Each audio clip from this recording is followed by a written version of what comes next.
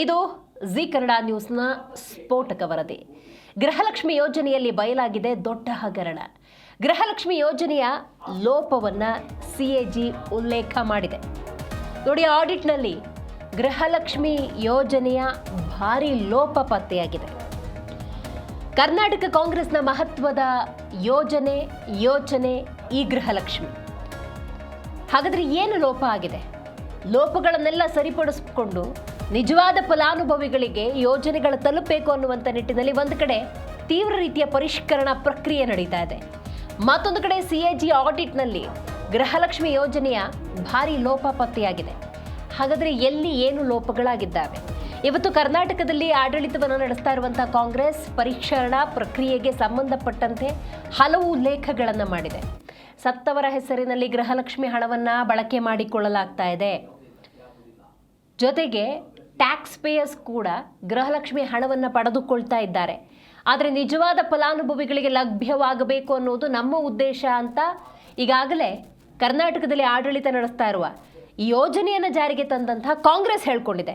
ಆದರೆ ಇದೇ ಗೃಹಲಕ್ಷ್ಮಿ ಯೋಜನೆಯಲ್ಲಿರುವಂಥ ಲೋಪಗಳನ್ನು ನೋಡ್ಕೊಬಂದು ಒಂದಲ್ಲ ಎರಡಲ್ಲ ಬೇಕಾದಷ್ಟು ಲೋಪಗಳಿದ್ದಾವೆ. ಹಾಗಾದರೆ ಏನದು ಲೋಪ? ಒಂದೇ ಖಾತೆ ಹಲವು ಫಲಾನುಭವಿಗಳು ಬಳಸಿರುವುದು ಬೆಳಕಿಗೆ ಬಂದಿದೆ. ಒಂದೇ ಒಂದು ಖಾತೆಗೆ ಸಾವಿರಾರು ಫಲಾನುಭವಿಗಳ ಹೆಸರು ಹಾಗಿರೋದಕ್ಕೆ ಸಾಧ್ಯವ ಅನ್ನೋದು ಮೊದಲ ಪ್ರಶ್ನೆ. ರೈಟ್, ಹಂಗಾಗಿದೆ. 19,020 ಫಲಾನುಭವಿಗಳಿಗೆ ಒಂದೇ ಬ್ಯಾಂಕ್ ಖಾತೆ ಅನ್ನುವಂತಹ ಆಘಾತಕಾರಿ ಅಂಶ.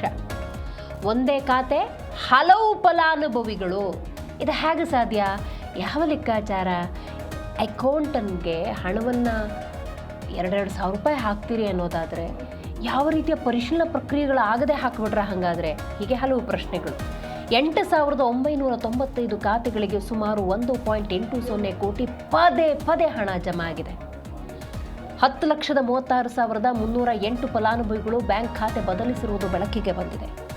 ಬ್ಯಾಂಕ್ ಖಾತೆ ಇಲ್ಲದೆ 23,262 ಫಲಾನುಭವಿಗಳಿಗೆ ಹಣ ಸಂದಾಯ ಆಗಿದೆ. ಮುಖ್ಯಮಂತ್ರಿಗಳ ಸಭೆಯಾಗಿದೆ. ಆ ಸಭೆಯಲ್ಲಿ ಸಿಎಜಿ ವರದಿಯನ್ನು ಉಲ್ಲೇಖ ಮಾಡಲಾಗಿದೆ. ಅಂದರೆ ಖಾತೆಯೇ ಇಲ್ಲದವರಿಗೆ 46 ಕೋಟಿ ಸಂದಾಯವಾಗಿದೆ. ಗೃಹಲಕ್ಷ್ಮಿ ಯೋಜನೆಯ ಲೋಪವನ್ನು ಬಿಚ್ಚಿಟ್ಟಿದೆ ಈ ಸಿಎಜಿ ವರದಿ. ಹಾಗಾದರೆ ಏನೆಲ್ಲ ಲೋಪಗಳಾಗಿದೆ? ಸರ್ಕಾರದ ಯೋಜನೆಗಳು ನಿಜವಾದ ಫಲಾನುಭವಿಗಳಿಗೆ ಲಭ್ಯ ಆಗಬೇಕು, ನಿಜ. ನೀವು ಜನರ ದುಡ್ಡನ್ನು ಜನರಿಗೆ ಕೊಡೋದಾದರೆ ಯಾವುದೇ ಫಿಲ್ಟರ್ ಇಲ್ಲದೆ, ಪರಿಷ್ಕರಣೆ ಇಲ್ಲದೆ, ಕಾಕಾ ಪಾಟೀಲ್ ನಿನಗೂ ಫ್ರೀ, ಮಹಾದೇವಪ್ಪ ನಿನಗೂ ಫ್ರೀ ಅಂತ ಕೊಟ್ಟಿದ್ದರ ಪರಿಣಾಮ ನೋಡಿ ಹಿಂಗೆ. ಜನರ ದುಡ್ಡನ್ನು ಲೋಪ ಮಾಡೋದಕ್ಕೆ, ಜನರ ದುಡ್ಡನ್ನು ಈ ರೀತಿ ಬಳಕೆ ಮಾಡೋದಕ್ಕೆ ನಿಮಗೆ ಯಾರು ಕೊಟ್ಟಿದ್ದು ಅಧಿಕಾರ ಅಂಥೇಳಿ ಮತ ಹಾಕಿದಂತಹ ಮತದಾರ ಪ್ರಭುಗಳೇ ಕೇಳುವಂಥ ದುಸ್ಥಿತಿ ಬಂದುಬಿಟ್ಟಿದೆ. ರೈಟ್, ಈ ಬಗ್ಗೆ ಹೆಚ್ಚಿನ ಡೀಟೇಲ್ಸನ್ನು ನಮ್ಮ ಪ್ರತಿನಿಧಿ ಮಂಜುನಾಥ್ ನೀಡ್ತಾರೆ.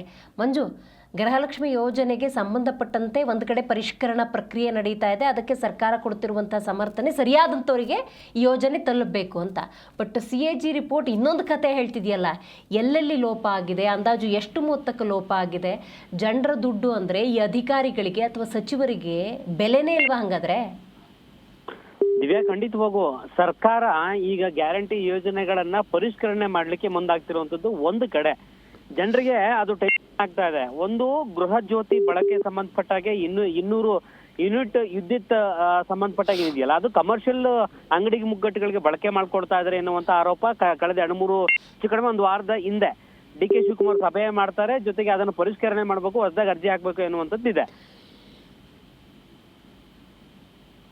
ಮೃತಪಟ್ಟವರ ಖಾತೆಗೆ 106 ಕೋಟಿ ರೂಪಾಯಿ ಹೋಗ್ಬಿಟ್ಟಿದೆ.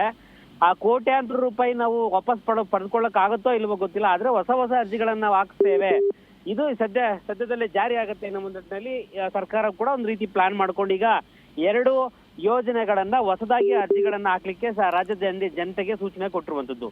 ಇದೆಲ್ಲವೂ ಕೂಡ ಒಂದು ಕಡೆ ಆದ್ರೆ ಗೃಹಲಕ್ಷ್ಮಿ ಹಣವನ್ನ ಇನ್ನಷ್ಟು ದುರ್ಬಳಕೆ ಮಾಡಲಾಗ್ತಾ ಇದೆ ಅನ್ನುವಂತ ಆರೋಪ ಸದ್ಯಕ್ಕೆ ಸಿಎಜಿ ವರದಿಯಲ್ಲಿ ಉಲ್ಲೇಖ ಆಗ್ತಾ ಇರುವಂತದ್ದು. ಇದು ಜಿ ಕನ್ನಡ ನ್ಯೂಸ್ ಎಕ್ಸ್ಕ್ಲೂಸಿವ್ ಸುದ್ದಿ ಅಂದ್ರೆ ತಪ್ಪಾಗ್ಲಿಕ್ಕಿಲ್ಲ. ಗೃಹಲಕ್ಷ್ಮಿ ಯೋಜನೆಯಲ್ಲಾದಂತಹ ಲೋಪದ ಕುರಿತಂತೆ ವರದಿಯನ್ನ ಮಾಡ್ಲಿಕ್ಕೇನೆ ಸಿಎಜಿ ಅಂದ್ರೆ ಅದೊಂದು ಟೀಮ್ ಇತ್ತು. ವರದಿ ಸದ್ಯಕ್ಕೆ ಸರ್ಕಾರಕ್ಕೆ ಒಪ್ಪಿಸುವಂತ ಕೆಲಸ ಮಾಡುವಂತ ಕೆಲಸ ಈ ತಂಡವನ್ನ ಮಾಡ್ತಾ ಇದೆ. ಈಗಾಗಲೇ ಗೃಹಲಕ್ಷ್ಮಿ ಯೋಜನೆಯಲ್ಲಿ 75,000 ಕೋಟಿ ವಿತರಣೆ ಆಗಿದೆ. ಅದು ಸಿಎಜಿ ಡೇಟಾ ಅನಾಲಿಟಿಕ್ಸ್ ವಿಭಾಗದಿಂದ ನಡೆಸಿರುವಂತಹ ಆಡಿಟ್ ನಲ್ಲಿ ಲೋಪ ಪತ್ತೆಯಾಗಿರುವಂತ ಕಾರಣದಿಂದಾಗಿ ಈ ವರದಿಯಲ್ಲಿ ಪ್ರಮುಖವಾಗಿ ಕಾಣಿಸ್ತಿರುವಂತದ್ದು 19,020 ಫಲಾನುಭವಿಗಳಿಗೆ ಒಂದೇ ಬ್ಯಾಂಕ್ ಖಾತೆಯಲ್ಲಿ ಹಣ ದುರುಪಯೋಗ ಆಗಿದೆ, ಒಂದೇ ಖಾತೆಗೆ ಹಣ ಬಿದ್ದಿದೆ ಎನ್ನುವಂತ ಸದ್ಯಕ್ಕೆ ಈ ಡಾಕ್ಯುಮೆಂಟ್ ಕೂಡ ಹೇಳ್ತಾ ಇರುವಂತದ್ದು.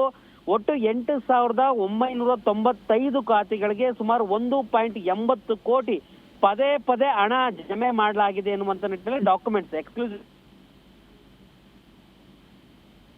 36,308 ಫಲಾನುಭವಿಗಳು ಬ್ಯಾಂಕ್ ಖಾತೆ ಬದಲಿಸಿರೋದು ಕೂಡ ಈ ಒಂದು ವರದಿಯಲ್ಲಿ ಬೆಳಕಿಗೆ ಬರ್ತಿರುವಂತದ್ದು. ಬ್ಯಾಂಕ್ ಖಾತೆ ಇಲ್ಲದೆ ಇರುವಂತಹ ಒಂದಷ್ಟು ಫಲಾನುಭವಿಗಳೇನಿದಾರೋ ಅದರಲ್ಲೂ 23,262 ಫಲಾನುಭವಿಗಳಿಗೆ ಹಣ ಸಂದಾಯವಾಗಿದೆ. ಬ್ಯಾಂಕ್ ಖಾತೆ ಇಲ್ಲದವರ ಖಾತೆಗೂ ಕೂಡ 46,052 ಕೋಟಿ ಅಂದ್ರೆ 46 ಸದ್ಯ ರಾಜ್ಯದಲ್ಲಿರುವಂತಹ ಗೃಹಲಕ್ಷ್ಮಿ ಯೋಜನೆಯಲ್ಲಿ 1.30 ಕೋಟಿ ಫಲಾನುಭವಿಗಳಿದಾರಲ್ಲ, ಇದರಲ್ಲಿ ಬಹುತೇಕ ಈ ಒಂದು ವರದಿ ಲೆಕ್ಕಾಚಾರದಲ್ಲಿ ಒಂದಷ್ಟು ಅಂಕಿ ಅಂಶಗಳ ಪ್ರಕಾರವಾಗಿ ನೋಡೋದಾದ್ರೆ ಎಲ್ಲವೂ ಕೂಡ ದುರ್ಬಳಕೆ ಆಗಿದೆ ಎನ್ನುವಂತ ವರದಿ ಹೇಳ್ತಾ ಇದೆ. ಈ ಸಂಬಂಧಪಟ್ಟಾಗೆ ಇರುವಂತಹ ಇಲಾಖೆ ಉತ್ತರ ಕೊಡಿ ಅಂತ ಎನ್ನುವಂತ ಕೇಳಿದ್ರೆ ಉತ್ತರವು ಕೂಡ ಕೊಡ್ಲಿಕ್ಕೂ ಕೂಡ ಸಂಬಂಧಪಟ್ಟಾಗಿರುವಂತ ಇಲಾಖೆ ಅಧಿಕಾರಿಗಳು ಹಿಂದೆ ಮುಂದೆ ತುಳಿತಾ ಇದ್ದಾರೆ. ಇದರಲ್ಲೇ ಗೊತ್ತಾಗುತ್ತೆ ದಿವ್ಯಾ, ಈ ಒಂದು ಹಣ ದುರುಪಯೋಗ ಆಗಿದೆ ಎನ್ನುವಂತ ಕೂಡ ಕಟ್ಟಪ್ಪಣೆಯಿಂದ ಹೇಳಬಹುದು. ಆದ್ರೆ ಅಧಿಕಾರಿಗಳು ಉತ್ತರ ಕೊಟ್ಟಾದ ಬಳಿಕ ನಿಖರವಾದಂತಹ ಮಾಹಿತಿ ಕೂಡ ಗೊತ್ತಾಗುತ್ತೆ. ಇದೆ ಡಿ ಕೆ ಶಿವಕುಮಾರ್ ಗಮನಕ್ಕೂ ಕೂಡ ಹೋದ್ರೆ ಅಧಿಕಾರಿಗಳ ವಿರುದ್ಧ ಖಂಡಿತವಾಗೂ ಹೇಳಬಹುದು ಒಂದ್ ರೀತಿಯಾದ ಚಾಟಿ ಏಟು ಕೊಡುವಂತ ಕೆಲಸ ಕೂಡ ಡಿ ಕೆ ಶಿವಕುಮಾರ್ ಅವ್ರ ಕಡೆಯಿಂದ ಆಗತ್ತೆ ಎನ್ನುವಂತ ಕೂಡ ಈ ಅಂಕಿಅಂಶಗಳು ಕೂಡ ಹೇಳ್ತಾ ಇರುವಂತದ್ದು, ಡಾಕ್ಯುಮೆಂಟ್ಗಳು ಕೂಡ ಹೇಳ್ತಾ ಇರುವಂತದ್ದು. ದಿವ್ಯಾ, ಮಂಜು, ಇದು ಕೋಟೆ ಕೊಳ್ಳೆ ಹೊಡೆದ ಮೇಲೆ ಬೀಗ ಹಾಕ್ದಂಗಾಯ್ತು. ಏನೇ ಆದ್ರೂ ಕೂಡ ಬೆಳಕಿಗೆ ಬಂದಿದ್ದು ಹೇಗೆ ಅಂತ ಪರಿಷ್ಕರಣೆ ಮಾಡುವಾಗ ಪತ್ತೆ ಆಯ್ತಾ? ಪರಿಷ್ಕರಣೆ ಮಾಡಿಲ್ಲ ಅಂದಿದ್ರೆ ಮೋಸ್ಟ್ ಪ್ರೊಬ್ಯಾಬ್ಲಿ ಮಂಜು ಇದು ಗೊತ್ತೇ ಆಗ್ತಿರ್ಲಿಲ್ವಾ ಹೆಂಗೆ ಅಂತ? ಖಂಡಿತ ದಿವ್ಯ, ಯಾಕಂತ ಹೇಳಿದ್ರೆ ರಾಜ್ಯದಲ್ಲಿ 5 ಗ್ಯಾರಂಟಿಗಳಿರುವಂತದ್ದು. ಗ್ಯಾರಂಟಿಗಳ ಸಂಬಂಧಪಟ್ಟಾಗೆ ಜನರಿಗೆ ತಲುಪ್ತಾ ಇದೆಯಾ ಅಥವಾ ಇಲ್ವಾ? 5 ಗ್ಯಾರಂಟಿಗಳ ಸಂಬಂಧಪಟ್ಟಾಗೆ ಒಂದೊಂದು ಅದರದ್ದೇ ಆದಂತ ಒಂದು ನಾವು ವರದಿಯನ್ನ ಬಿತ್ತರಿಸ್ತೇವೆ, ನಾವು ತಲುಪಿಸ್ತೇವೆ ಎನ್ನುವಂತ ಒಂದಷ್ಟು ಸಂಘ ಸಂಸ್ಥೆಗಳು ಇರ್ತವೆ. ನಾವು ಈ ಗ್ಯಾರಂಟಿ ಯೋಜನೆ ಸಂಬಂಧಪಟ್ಟ ಫಾರ್ ಎಕ್ಸಾಂಪಲ್ ಈಗೇನ್ ನಾವು ತೋರಿಸ್ತಾ ಇದೀವಿ ವರದಿ ಪ್ರಕಾರವಾಗಿ CAG ವರದಿ ಸಂಬಂಧಪಟ್ಟಾಗೆ ಅದಕ್ಕೆ ಆದಂತ ಒಂದು ಟೀಮ್ ಅನ್ನ ರೆಡಿ ಮಾಡ್ಕೊಂಡಿರ್ತಾರೆ. ರಾಜ್ಯದ ಜನತೆಗೆ ನಮ್ಮ ಗ್ಯಾರಂಟಿ ಫಲಾನುಭವಿಗಳಿಗೆ ಸಿಗ್ತಾ ಇದೆಯಲ್ಲ ಎನ್ನುವಂತ ನಿಟ್ಟಿನಲ್ಲಿ ವರದಿಯನ್ನ ತೆಗೆದುಕೊಳ್ಳುವಂತಹ ಸಂದರ್ಭದಲ್ಲಿ, ಅನಾಲಿಸಿಸ್ ಮಾಡುವಂತಹ ಸಂದರ್ಭದಲ್ಲಿ, ಆಡಿಟ್ ಮಾಡುವಂತಹ ಸಂದರ್ಭದಲ್ಲಿ ಈ ಸತ್ಯಾಂಶ ಬಟಾ ಬಯಲಾಗ್ತಿರುವಂತದ್ದು. ಒಂದು ವೇಳೆ CAG ವರದಿ ಜೊತೆಗೆ ಈ ಎಲ್ಲಾ ಸದಸ್ಯರ ತಂಡ ನಿಖರವಾದಂತ ಮಾಹಿತಿ ಕಲೆಯಾಗದೆ ಇದ್ದ ಪಕ್ಷದಲ್ಲಿ ಮುಂದಿನ 2 ವರ್ಷ ಏನಿದೆ, ಈಗ 3 ವರ್ಷ ಕಂಪ್ಲೀಟ್ ಆಗಿ ಹೆಚ್ಚು ಕಡಿಮೆ 1 ತಿಂಗಳು ಕಂಪ್ಲೀಟ್ ಆಗಿದೆ, 3 ವರ್ಷ 1 ತಿಂಗಳಾಗಿದೆ. ಇನ್ನುಳಿದಂತಹ 23 ತಿಂಗಳಲ್ಲಿ ಇನ್ನೆಷ್ಟು ಅವ್ಯವಹಾರ ಆಗ್ತಿತ್ತು ಅದಂತೂ ನಾವು ಕೇಳಕ್ಕೂ ಊಹೆ ಮಾಡಕ್ಕೂ ಒಂದು ದೊಡ್ಡ ಮಟ್ಟದ ಪ್ರಶ್ನೆ ಆಗಿ ಕಾಡ್ತಾ ಇರುವಂತದ್ದು. ಸದ್ಯಕ್ಕೆ ಈಗ ಸಾವಿರಾರು ಕೋಟಿ ಸಂಬಂಧಪಟ್ಟಾಗೆ ಸರ್ಕಾರದ ಬೊಕ್ಕಸದಲ್ಲಿ ಕಾಸಿಲ್ಲ, ದುಡ್ಡಿಲ್ಲ ಎನ್ನುವಂತ ಕೂಡ ಹೇಳಿಕೆಗಳು ಸಾಕಷ್ಟು ಸ್ಪಷ್ಟಪಡಿಸುವಂತ ಕೆಲಸ ವಿರೋಧ ಪಕ್ಷದವರು ಕೂಡ ಮಾಡ್ತಾ ಇದ್ದಾರೆ. ಇತ್ತೀಚೆಗೆ GBI ಕೂಡ 1,000 ಕೋಟಿ ಸಾಲಕ್ಕೂ ಕೂಡ ಮೊರೆ ಹೋಗುವಂತ ಕೆಲಸ ಕೂಡ ಆಗಿದೆ. ಇದ್ರ ನಡುವೆ ಗ್ಯಾರಂಟಿಗಳಲ್ಲಿರುವಂತ ಒಂದು ಅಧಿಕಾರಿಗಳಿದ್ದಾರೋ ಅಥವಾ ಬೇರೆ ಯಾರು ಮಾಡ್ತಾರೆ ಸೆಕೆಂಡ್ರಿ, ಆದ್ರೆ ಸರ್ಕಾರದ ಬೊಕ್ಕಸಕ್ಕೆ ತೂತಾಕುವಂತ ಕೆಲಸ ಅಧಿಕಾರಿಗಳೇ ಮಾಡ್ತಾ ಇದ್ದಾರೆ ಎನ್ನುವಂತ ನಿಟ್ಟಿನಲ್ಲಿ ಹಿಂದೆ ಮುಂದೆ ಸಬೂಬುಗಳು ಹೇಳ್ತಾ ಇದ್ರು, ಜೊತೆಗೆ ಒಂದಷ್ಟು ಸೂಚನೆಗಳ ರೂಪದಲ್ಲಿ ಡೌಟ್ಗಳ ರೂಪದಲ್ಲಿ ಮೇಲ್ ಕೊಡ್ತಾ ಇದ್ರು. ಆದ್ರೆ ಈ ಒಂದು ವರದಿಯಲ್ಲಿ ಬಿತ್ತರಾಗ್ತಿರುವಂತ ಅಂಕಿಅಂಶಗಳನ್ನ ನೋಡೋದಾದ್ರೆ ಒಳಗಡೆ ಅಧಿಕಾರಿಗಳೇ ಇದಕ್ಕೆ ಕುಮ್ಮಕ್ಕು ಕೊಟ್ಟಿರುವಂತದ್ದು, ಜೊತೆಗೆ ಅವರೇ ತಿಂದು ತೆಗಿದ್ದಾರೆ ಎನ್ನುವಂತ ಕೂಡ ಅನುಮಾನ ವ್ಯಕ್ತ ಆಗ್ತಾ ಇದೆ. ದಿವ್ಯಾ, ಥ್ಯಾಂಕ್ ಯು ನಿಮ್ಮೆಲ್ಲ ಮಾಹಿತಿಗಾಗಿ ಮಂಜುನಾಥ್.